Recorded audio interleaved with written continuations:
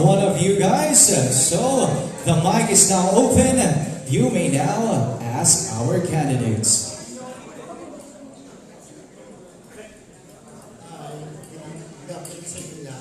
Sa candidate number 18,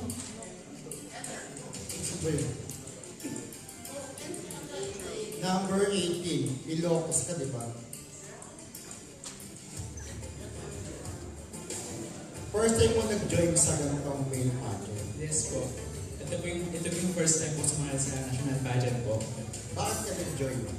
I joined Mr. Grand Philippines to be an advocate of change for myself, to be better, and to further my goals to be a winner. This means, sir, I want to improve myself more and to become a national and international winner. Sa tingin mo, makukuha mo yung title, gano'n ka kakumpiyansa sa sarili mo? Yes, I will get the title God permits ko because I'm always praying for my success and very hardworking sa preparation ko. Isa rin ba sa reason na bakit ka nag-join dahil gusto mo pasokan ng showbiz? Yes po, dahil yan pong pangarap ko na makapasok sa showbiz po. Since when I was joining the pageant, yan po talaga yung pangarap ko na makapasok sa industry ng showbiz. Okay, good luck. Thank you po.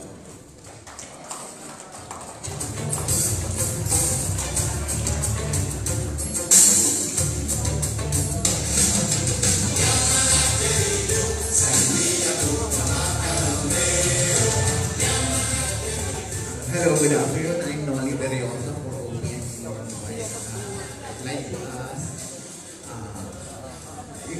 candidate from Balete, Batangas, and from Ilocos, number 18.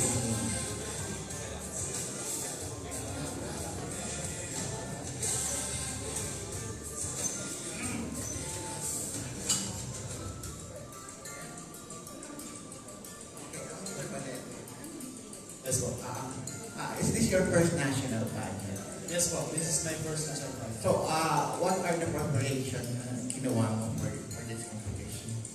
I've been training in the gym about 3 to 5 days a week po, and practicing my walk and Okay, and for Mr. Ilocos, for the benefit of the press people here, can you just best describe yourself? Can you further describe? Yes, sir. I describe myself as a survivor of life because I became an orphan at the early age of 10. These trials made me stronger to face life with determination and discipline. And I believe that nobody can help me except myself. Thank you and good luck Thank to you, all of you.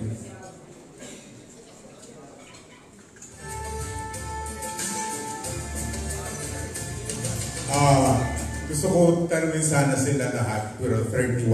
Mr. Filipino, dito. Mr. Kabugaw, may tatlo pa dapat. Pero ito ang tanong ko, I'm Casey Guerrero, editor ng Diaryong Bomba, at sa saksi ngayon, Periodico Filipino. What do you expect in joining this contest? Ano ang inaasahan yung mangyari sa buhay ninyo pagkatapos nitong contest, Mr. Grand Philippines? To boost my self-confidence, sir, para ma-enhance ko yung communication skills ko kasi hindi ako masyadong nagipag-communicate, although pumunta ako ng US para pero Magaling ka naman, kaya lang hindi ka confident, hindi pa. Magandang abs mo, Mr. Kabugaw. Mr. Iloilo, puro ka abs. Ano ang ginagawa mo sa katawan mo? Ganyan ka. Maganda. First of all, good afternoon, everyone. I'm Christian Garcia Villarreal. For that reason, sir, I am an advocate of physical fitness, which I stand in my life. This is my hobby. Pag-ilonggo ko na lang galing. Tagalin ka? I'm from Oton. Taga-Oton galing. Pwede ka mag-Tagalog pag hindi ka confident pag-English para ka hindi ka na-embarrass. Okay, ang tigit ko. Pwede ka mag-Ilonggo, may interpreter ka din direct. So, ang nagamunila was ko kay tungod nga nagpreparar gid ko kay para sa huli nga hindi lang ang 100% makita ko sa kagaling ko, kundi nag-atagit ko mga sobra pa sa 100%, kaya wala ko nag-hinolson. Ayan, nag-prepare na talaga siya. Nag-prepare siya for this contest. Ayan, congrats sila.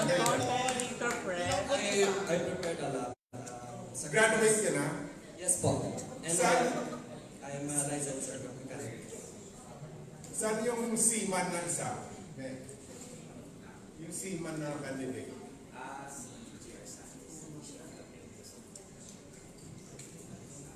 Schedule, pero si final sa siya.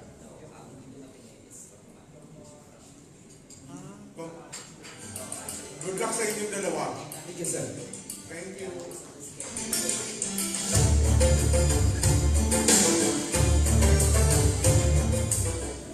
Good afternoon, guys. First of all, good luck sa inyong lahat. And Jay Pataw for Malayan Business Insight. I'd like to ask the two guys from Cebu, Mandaue and Lapu-Lapu.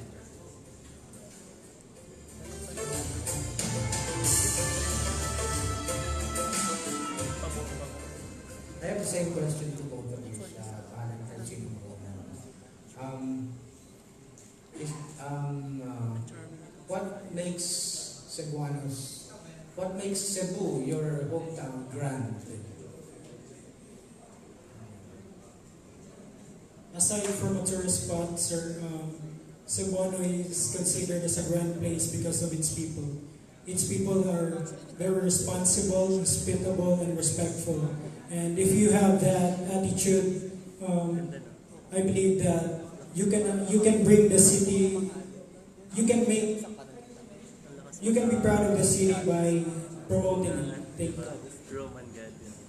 Yes, sir. So just like what Reggie said, despite about the resorts, Cebu is also known as one of the powerhouse when it comes to beauty talents. So in our case, it is really like more pressure. So we really put effort on this. And besides that, I know that Cebuanos are very eager, bold, stronger, and competitive. So, follow up. Who are the pageant winners from Cebu that you look up to?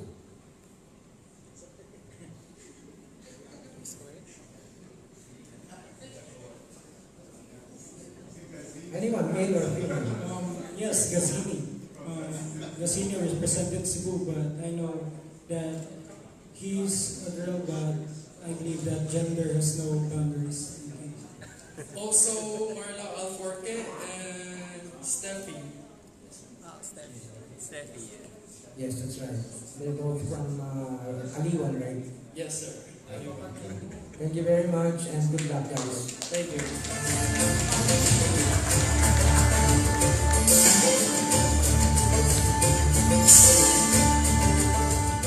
Hi, good afternoon. Ang question ko is for Ned. Asan si Ned? Nandiyan ba? Nasa labas? Hi, Ned. Ang question ko is, since malaking issue ngayon sa ating bansa, Sophie Bill, and the LGBT community,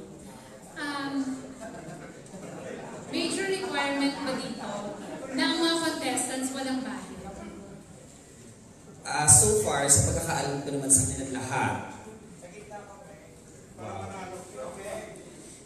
so far, sa pagkakakilala ko sa maiksing panahon ng aming Mr. Grand Philippines, naniniwala naman ako lahat sila ay straight. But then, hindi din naman issue kung straight sila o hindi. As long as they are manly, as long as they are performing very well, as long as nagpapakita sila ng magandang values, ako, to be honest, personally, I don't care kung may bahid sila o wala. Kasi ang mahalaga ay sila yung totoong tao. That's it.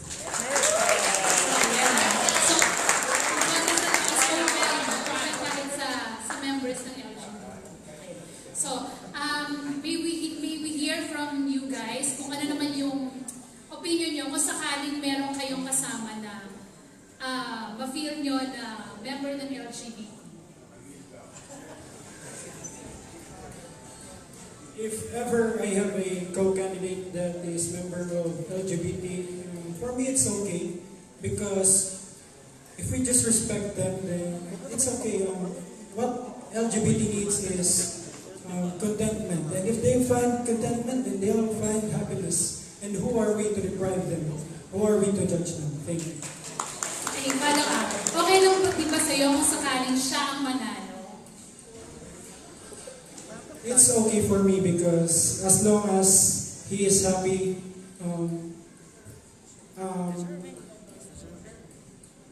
say co-candidate, we are brothers in here, so what's happy for us is happy na din ang lahat. Thank you. Okay. Ito pa, isa pa. Sige. Yung iba naman. Ano na? Oo. Sige. Maganda naman po. Sa'yo ba, okay ba sa'yo kung sakaling magkaroon ka ng co-candidate na member ng LGBT? Para sa akin po, okay po yun. Mas natutuwa pa po ako sa ganun kasi po, mga LGBT community po or members are, masarap po silang kasama. All they need is acceptance and appreciation po. As long as wala po silang ginagawang masama sa kapwa nila, hindi dapat sila discriminate kasi po, tao din po sila. Yun lang po. Ito, isang question pa sa iba naman din kung sino gusto sumagot. Okay, sige. Ito yung question ko. Okay din ba sa inyo, since issue nga ngayon, yung sa paggamit ng CR, okay lang ba kung sakaling may kasabay kang bading sa loob ng CR na gano'n? Yes po, okay lang sa akin. Wala naman po akong problema dyan. Kasi ang kailangan na naman po talaga natin is ang respeto tsaka ang acceptance. Because when we have those two, respect and acceptance, then we can achieve unity. And we can achieve unity, then we will end discrimination. We must change first ourselves before we change others. Thank you. So majority naman parang accepted naman ang third sex, no? Meron ba dito na hindi naman? Or may ibang opinion na pwedeng magsabi ng kanyang stand? Bakit yung hindi niya accepted kung sakali man ang may makasamang member ng LGBT sa Congress?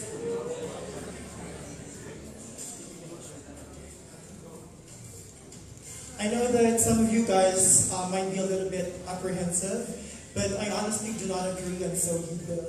I mean, I believe that we Filipinos value inclusivity and equality, and I think that we need to respect the privacy of every single individual at the same time. So the best thing that we can do is just to really continue, accepting, loving, and understanding each other. I believe whatever the SOGI bill is, you should be loved and respected with who you are and what you have. Propriety is the key. So lahat, wala nang gusto magseta. Lahat naman kayo. So, my opinion for that SOGI bill is that we focus so much on our differences, but we need is to love, care, and most especially accept and respect one another because we are born in this world not to be perfect but to be as we what we are.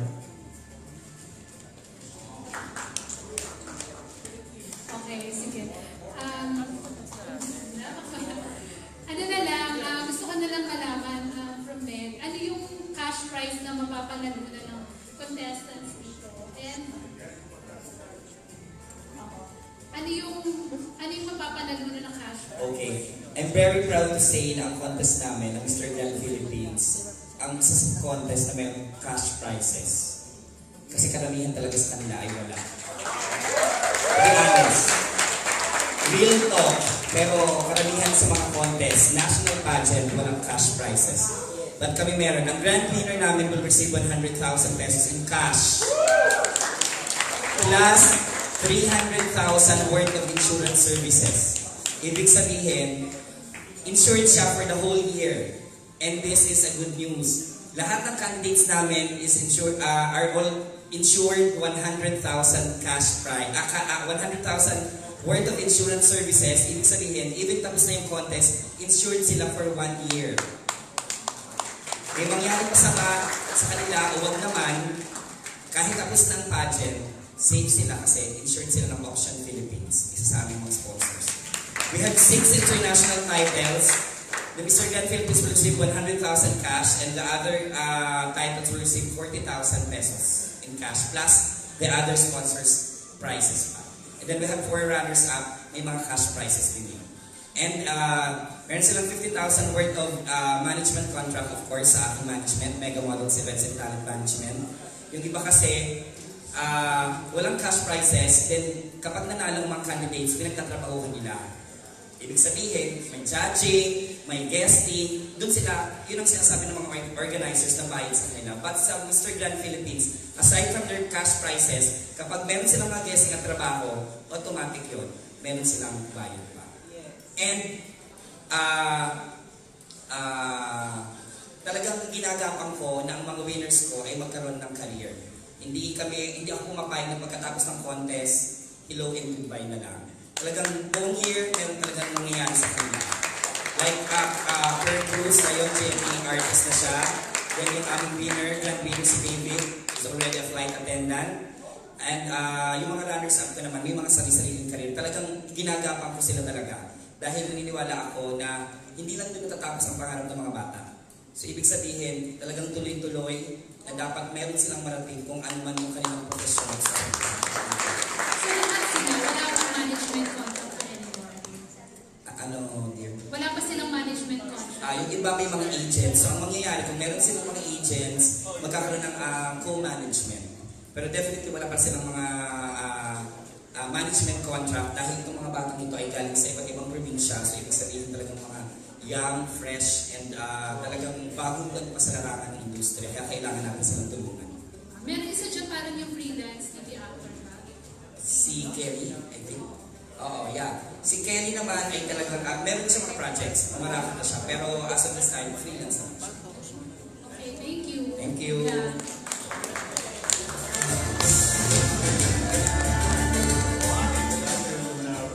Si Robert Benitez ng Manila Bulletin. Ang first question goes to Mr. Paolo Galliano. Balik ko kay Mr. Paolo. Hi, Paolo. Tell us about your advocacy. Sir? Tell us about your advocacy. My advocacy is love for children because I am a survivor of life. I was an orphan at the early age of 10. And I'm living now with my relatives who are now considered as my family. So we need to always love our children and teach them to become responsible and a God-centered person. Thank you. Thank you, Paolo. Okay, for my second question, current events, I want to ask candidates number 3, 5, 7, 29, and 30. Wow! 3, 5, 7. Number 3, number 5, number 7, 29, and 30. You read naman newspapers or you read blogs and websites or you watch Today Show or Good Morning America, like that. Okay, my question is, kung ikaw ay isang ulam, ano pa kaya pa?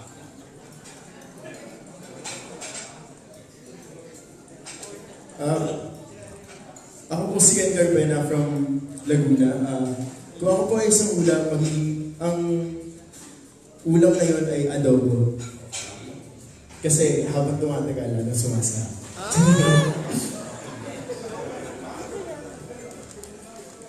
Kung ako po ay magiging ulam, magiging pinangat po ako. Delicacies po siya sa province namin, which is Bicol. And ang description niya po is manatok, maharang, and masirang. Kung ako naman po isang ulam, ito ay sinigang. Dahil mapapakinig ka sa sarap. Kung ako naman po ay magiging ulam, may hindi mechado po kasi hindi lang po ako ordinaryo at I am extraordinary. Sa akin po is chicharon. Kasi pinupuntahan sa Cebu para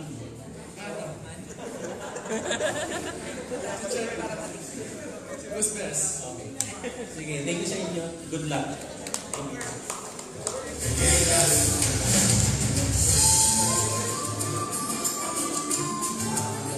Volunteer na lang 5 kung sino yung gusto. Susundan ko lang yung tanong ni Robert. Pinatamis naman.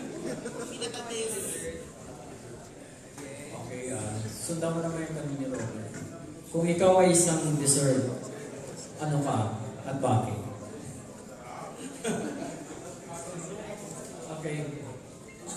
Sir, kung ako po ay magiging isang dessert, siguro po chocolate po. Bakit? Kasi po, paborito ko siya ng lahat. Kung ako po ay isang dessert, may tulad ko po ang aking sarili sa isang coffee jelly. Dahil as a Batanggenyo, ang best representation po namin ay kape. And doon makikita ang totoong identity ko as Batanggenyo. Yun lang. Kung ako po ay magiging isang dessert, ako po ay isang leche plan. And why? Bukod sa masarap, tsaka matamis, parang usang natutunaw rin sa ating mga team.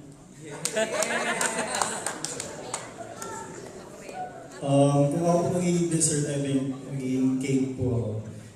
Cake na without the proper measurement, just like sa buhay natin, kapag hindi mo binigay yung effort mo or yung determination mo para maging successful in life, para just like a cake na maging masarap siya.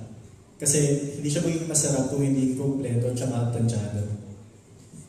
Sa akin naman po, medyo mahal yung sa kanila. Ang para sa akin naman po, sampalok. Kasi even po na, di ba pag kinain natin yung sampalok, minsan medyo hindi masarap kainin, tapos minsan masakit sa panga. Pero po kasi ako, parang ganun po kasi ako eh. I came from the slums. Pero indeed, yung asin ng sampalok na yun, nagpatuloy po ako sa aking mga pangarap para marating sa akin. Okay, thank you guys. Maraming salamat.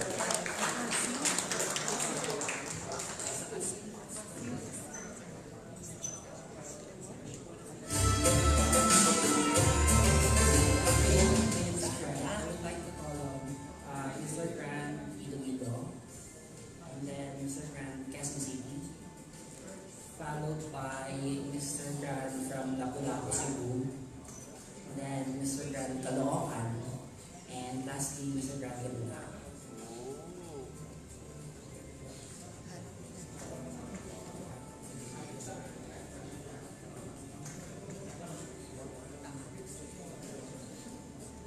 First, I would like to ask you different questions, okay? First is for Mr. Gran Laguna province. Okay? Question is, are you in favor of no homework policy? If yes, state its possible positive effects to young students. If no, give the negative ones. No homework policy, right? Yes, are you familiar with that? Yes. I mean, first of all, I'm not in favor of that. Because it teaches other students or children that they will lost their discipline. Because when you do your homework, you should balance your time. It is not an excuse that more homeworks, more doings, you cannot have bondings with your parents, right? So it is balance is the key. That is all. Thank you. Next is for Mr. Cassidy. Mr.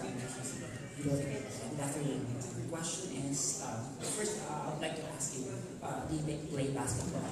I don't. That's the last of this question. I'm sure you're familiar with basketball. Okay. Question is, recently, President Duterte was quoted saying that Team Gilas Pilipinas is no match against Team Italy in the FIBA World Cup competition. Question is, what is your honest opinion about his remark? I think every person has its own opinion. So, for me as a person, we should respect it. And I guess we can see the result if our team will be victorious. So, we should respect everybody's opinion. Kasi kumbaga, bawat isa sa atin may kanya-kanyang opinion. Tapos dapat natin igalang yun. What is your style? Do you agree or you disagree with him? I think I disagree also. Next is for Mr. Lapu-Lapu. My question is, still current events. Are you in favor for the early release of convicts against English convicts? who displays good conduct while serving jail time? Can you please repeat the question? Sure, no problem. Okay.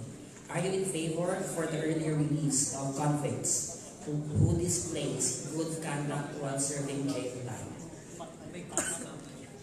Pardon. Your early pardon. I can't hear you, sir. I'm sorry. Okay, sorry. Are you in favor for the early release of convicts who display good conduct while serving jail time?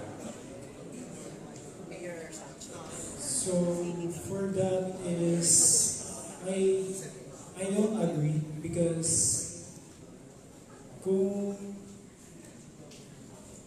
hindi ikaw yung gumawa, then you don't deserve the punishment. Thank you. Next is Mr. Graham. Caloocan City. Question is, simple one. Okay. Should ROTC program be mandatory for young Filipino students? Sa akin, simple lang po. Para sa akin po, dahil upang maturuan din po ng disiplina ang iba pang kabataan. Dahil po napapansin po natin na marami na nga po nalilis ng landas. Ang ROTC po isa po itong way para madisiplina po ang mga kabataan na nagbubulak-bulang po. And Mr. Graham Megula. Good afternoon.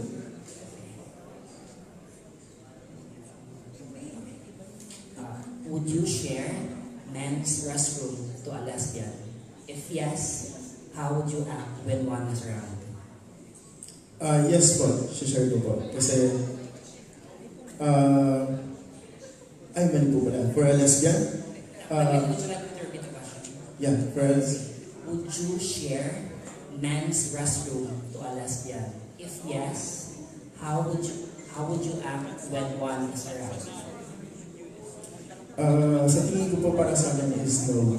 Kasi pinanganak pa rin po siya na parang kagaya po nung Soji Bill, sinasabi po nila na yung character nila is nakulong lang sa katawan ng lalaki, yung babae.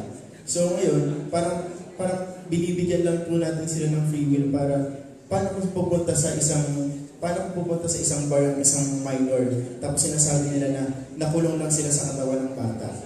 Diba? Parang ganun. So, ngayon po, back to the question, kung papayagan ko po yung isang lesbian na pumasok sa isang restroom na panlalaki, no po, kasi meron pa rin po silang ari ng pambabae at alam ko po na dapat din sila nag-restroom sa pambabae. Yan po, maraming salamat. Good luck. Thank you po.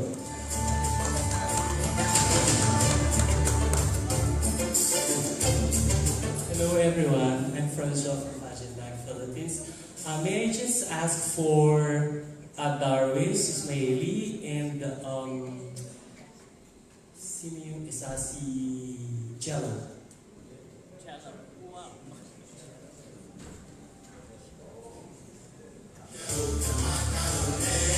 Okay. So the question is, in your own opinion, how could you relate the MGP's motto, high value of integrity, to the ongoing LGBTQ's clamor to somehow pass the SOGI bill? Pwede po ba ulit ng tanong? Mga sige. Sa inyong opinion po, paano nyo ma-relate or paano nyo ma-relate ang motto ng MGP, Mr. Grant Philippines, na high value of integrity sa ongoing na pinaglalaban ng LGBTQ na SOGI bill?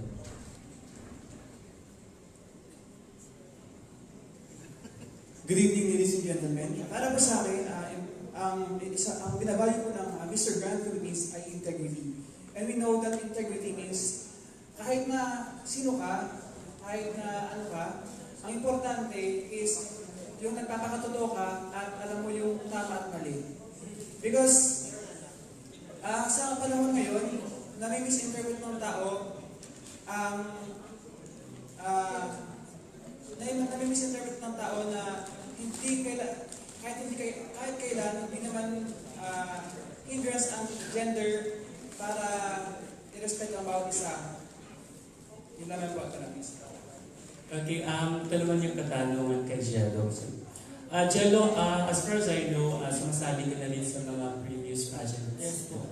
So, what makes MGP then differ from the rest of the pageants in the Philippines? Ang kaibahan po ng MGP sa iba pong nasalihan ng pageant, isa po itong national pageant na pag nanalo po kayo, maaari nyo kung i-represent ang Pilipinas sa international upang mas makilala pa po ang Mr. Grant. Thank you.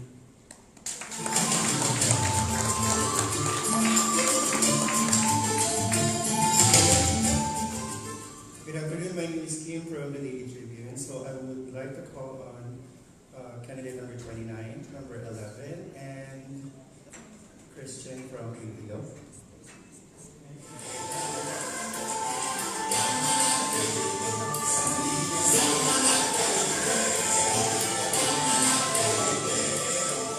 Number 11 as well.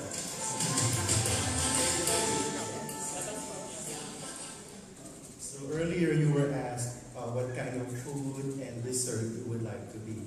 So in my case, let's talk about science. So what kind of plant or animal would you want to be and explain? Ano po? Plant and animal po? Or plant or animal? Plant and animal, and you can answer this either in English or in Filipino. Para po sa akin, sa plant po ay, I can represent myself as a malunggay. Kasi, syempre po, alam naman po natin na sobrang healthy na. At syempre po, kung pagdating po sa hayop, I represent myself as dog. Kasi, syempre po, hindi lang po siya bantay, marunong din po siya makaramdam ng feelings ng tao. Yun po, maraming salamat. So for me, I would want to become a wolf because a wolf is a strong.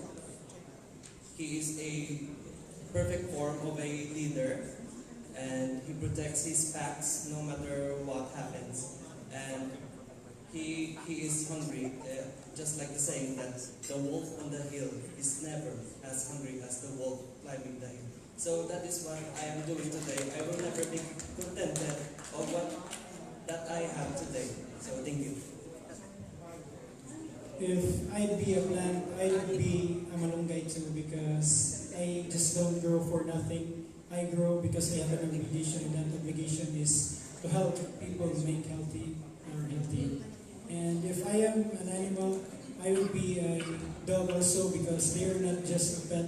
For me, they are a family, and I love dogs too. Thank you. All right, thank you, and good luck to all of you.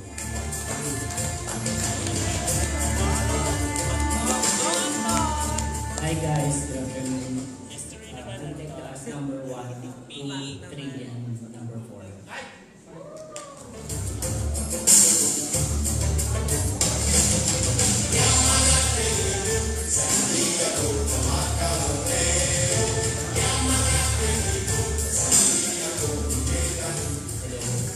Gusto ko lang malaman yung advocacy nyo sa pagsali ng pageant na to. Sa dami-dami ng male pageant dito sa Philippines, bakit Instagram yung sinalihan? Good afternoon, everyone. My advocacy is to cultivate and to improve or promote the Filipino culture, focusing on bayanihan. But actually, we all know that Philippines is already in a progress to success. But there will be no way for us to do that if there will be no unity at all. Now, MGP will be a great platform to hear my voice, to showcase bayanihan, to uplift every Filipino, and besides, we're all thinking about the welfare of every Filipino. Good afternoon, everyone. My advocacy is about education because education gives us more chance to be successful. And when we are successful, we can achieve unity. Unity and equality will bring us to prosperity. And joining MGP, I can voice out my advocacy to promote education. That would be all. Thank you. Good afternoon. My advocacy is about poverty alleviation and education. Why it is alleviation? Because poverty is undefined, as we know.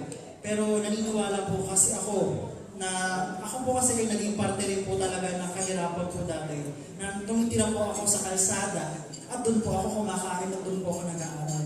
At naramdaman ko po yun sa pamamagitan po ng pag-aaral. Yung po yung gusto kong i-share sa mga tao. Sa pamamagitan po ng pagsali ko sa Mr. Grand Philippines, I know na magkakaroon po ako ng mas malaking boses para tumulong sa mga bata at maging boses po ng bawat isa. At ako po ay inyong pakinggan dahil po naniniwala po ako na ang edukasyon po ang susi para ang lahat po ng tao po dito ay magsama-sama at magkaroon po tayo ng maligaya at masayang bansa. Maraming salamat po. Good afternoon, sir. Well, first of all, I joined way back last 2018. I joined Mr. Iloilo Pageant, which there is a 3 months duration. So I won. Fortunately, I won the title Mr. Grand Iloilo. And my advocacy back then was physical fitness. I know it's simple, but it is the only way I want to raise awareness of depression of young people nowadays.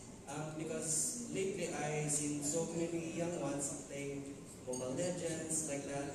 But I want to share my advocacy, physical fitness, working out like 30 minutes or 1 hour a day, so that they will gain results to be a product that they can never expect of what they can be. They will receive blessings, friends, and opportunities. Thank you.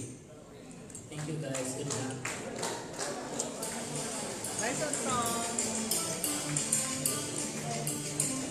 Hello, good afternoon everyone. My name is Jay from Pageant Trend. I just want to call candidate number 7, number 27, number 30, and number 10.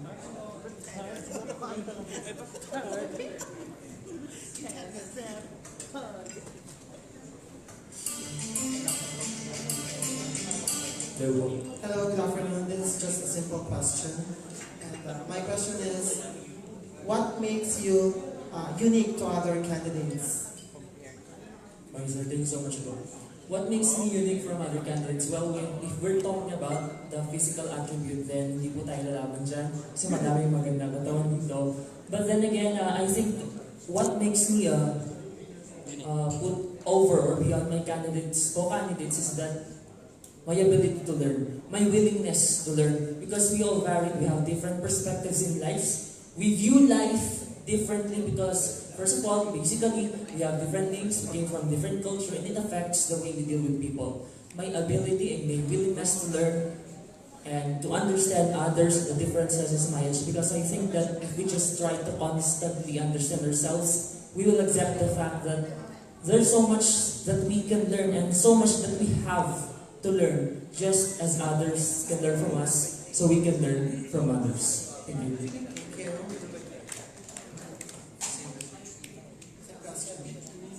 For me, I think the thing that is unique about me is my will or drive to really win this competition. Yeah, even despite my young age, or even if I don't have a lot of experience in this kind of pageants or in this kind of industry, I'm still giving my best. And I really want to influence other people like me who, despite the young age, can still strive or be a successful person. And to never stop until you reach the goal you have. Thank you. Good afternoon, everyone. So what makes me different from all these candidates today is that I'm the most proud and confident that I am a Filipino. Yes, because being a Filipino not only means that I can survive any struggles or difficulties or any disasters in life, but being a Filipino means that I am a person that upholds integrity, determination, and perseverance. And above all, I always put God in everything that I do. And I think that is what makes me different, is that I am proud and confident that I am a Filipino. That will be all. Thank you. Alright, thank you guys.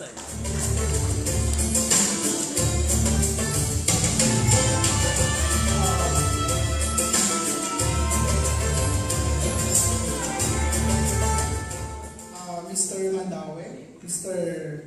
Province of Leyte, Ilocos Region, Quezon Province, and Iloilo. Ay, parang final fight na. Final fight? Okay.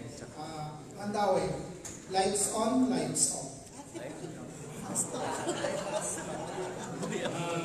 I consider myself as lights off because with lights off, I know that I can sleep better and I can have a peace of mind.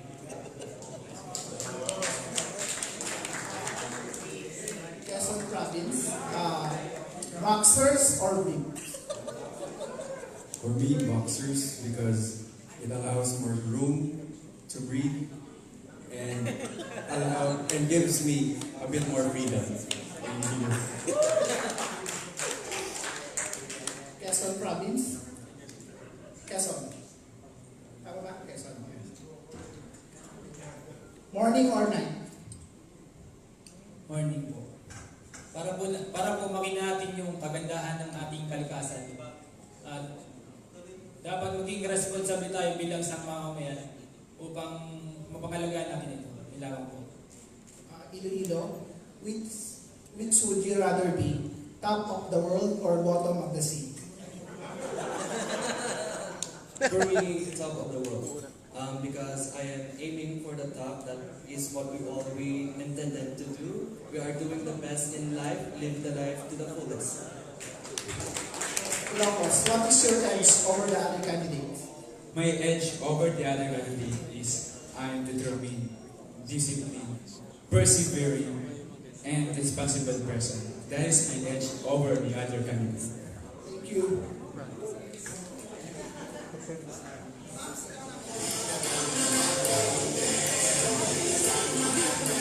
Hello guys, mahina ako sa pagbabasa ng sash. Kaya ito na lang, kung sino yung nag-audition sa Pink, yun ang tatanungin ko. Alam ko Mr. Quezon City, nandoon yun eh. Yung nakapasa. Sino ba yun? Yung nag-audition sa Pink. Pink Bird. Ayan, Diyos ko. Ayan, marami pala. Tatlo lang ba? Pink Bird pala. So sa dami-dami ng nag-audition, tatlo lang kayo. Tatlo lang kayo napili. Anyway, good luck. At ito lang ang tanong ko, isang tanong na lang. Bakit ikaw ang karapat-dapat na manalo Mr. Grand Philippines? I think for me, I should be Mr. Grand Philippines because I have the determination to, of course, first, if I win, of course, I really want to bring home the crown, the very first Mr. Grand International for our country. And aside from that is, a lot of people can learn from me, most especially when it comes to health. As we all know that HIV virus, dengue outbreaks is out there. So for me, I will use my profession to educate, most especially the youth. And I think for me, I can inculcate or promote my advocacy, which is health and wellness to each and everyone to have a better life. That would be all in good evening po. Hapon pa. Next. I should be the next Mr. Grand Philippines wife because yes, I am determined, I am persevering yet because dahil din po dito, dahil ako rin po ay gumagawa rin po ng mga konkretong paraan para tumulong din po sa mga tao. Kagaya po nito, hindi lang po ako isang inhinyero at isang profesor, ako rin po ay nagtuturo rin po ng libre sa mga bata po sa amin, sa mga batang mga naninirahan po sa kalsada. Kaya naniniwala po ako na ako po ang karapat-dapat na maging isang Mr. Grand Philippines po dito. Dahil po ako po ay, kahit kami po ay may pare-parehos na mga advokasya, mga edges po, pero ako po ay gusto ko po lalo makatulong po sa mga bata para po magkaroon po tayo ng magandang Pilipinas at marating po natin ang rulok ng tagumpay. Maraming salamat. Thank you.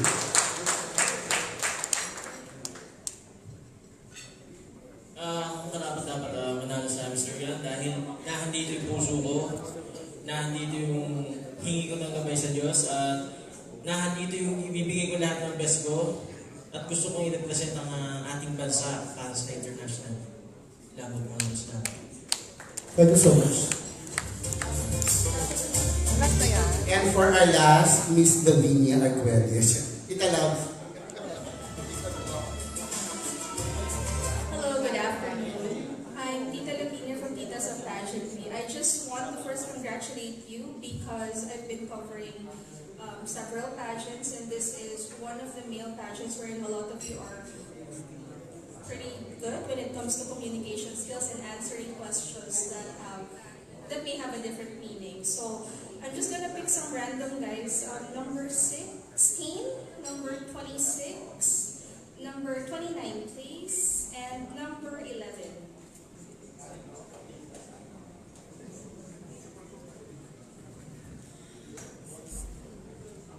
Po. 16, yes.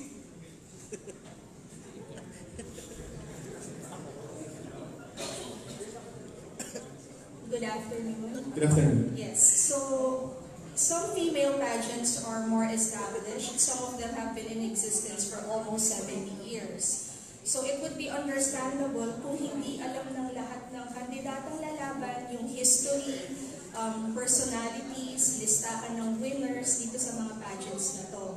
In your case, pangalawang edition pa lang to ng Mr. Grand Philippines. But kung kayo yung nandun sa posisyon ng lumalaban sa isang established na pageant, sa tingin nyo ba kailangan or importante ang research para at least may alam kayo kung anong pinaglalaban ng pageant, alam nyo kung saan, alam nyo at least yung culture ng paglalabanan nyo just in case manalo kayo international?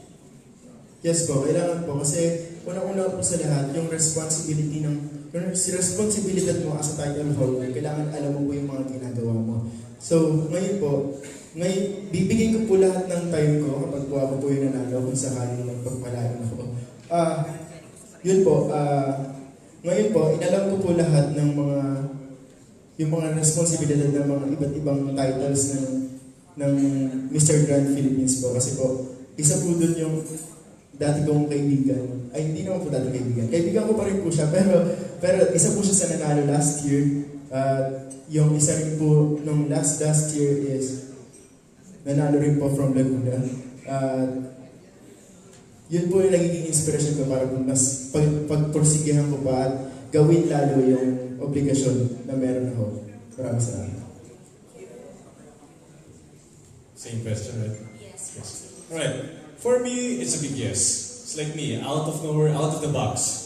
Sumali ako dito sa pageant na to. I'm a pilot, training pilot, aspirant pilot. So this is my first time to compete to a pageant like this, and this one is a big pageant because it's a national pageant. And my preparation for this is like, I give 2 to 3 months leave just to prepare for this pageant. And whenever, or if ever I won for international competition, I have a title or what, I'm gonna make it again. Research for everything, prepare for everything, para mas magandang lumaban ka na may sanda ka. Thank you. Yes. Sa akin po, simple lang. Yes po. Katulad na lang po kaya sa isang exam. Di naman po kayo pwede may exam na walang alam. Siyempre po, pag di po kayo nag-exam na walang alam, wala po kayong makakuha ng maganda. Siyempre po, kailangan mo pong mag-aral o mag-research tungkol sa bagay na to upang maging handa. For me po, it's important to do a research before joining a pageant because it's really different when you're prepared. Because if you're prepared, then you're ready to conquer not just the country but the whole world. Thank you. Thank you. Maraming salamat sir.